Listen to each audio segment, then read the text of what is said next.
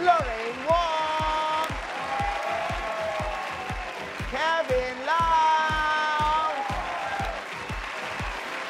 Justin Teng, and Vince Aceron. Hi! Oy, naku, ilang taon na bang ang Mr. and Miss Chinatown? 11 na.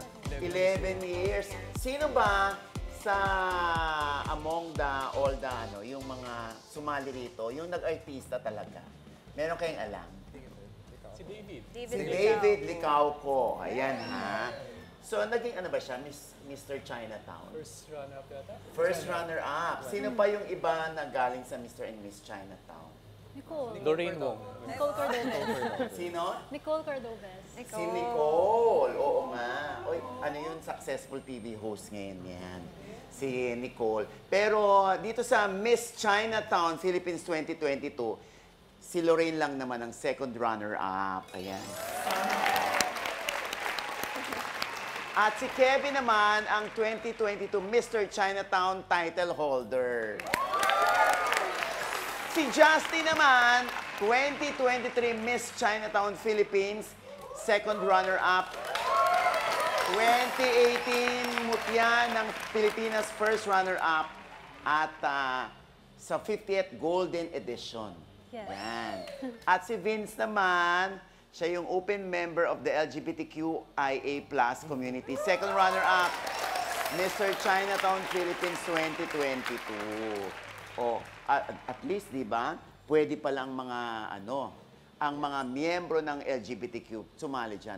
Walang diskriminasyon. O, nakakatuwa naman ang Mr. and Miss Chinatown.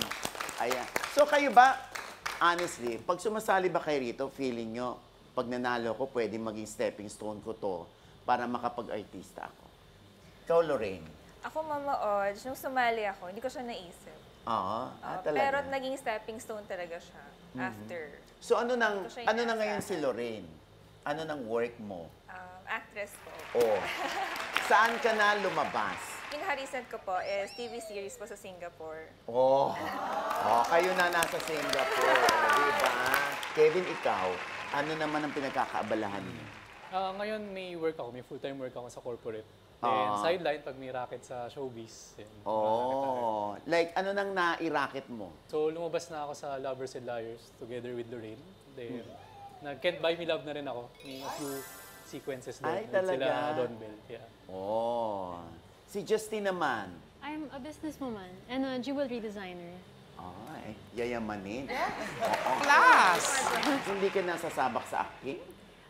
Sumabak po ako, pero as an extra lang sa mga taping. But what I like doing or what I've been doing is, let's say, mga KOL events, like influencer stuff.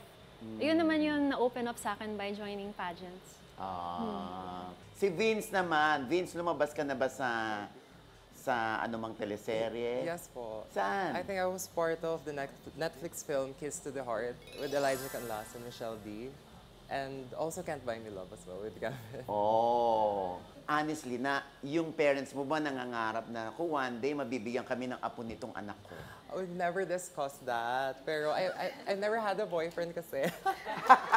No way!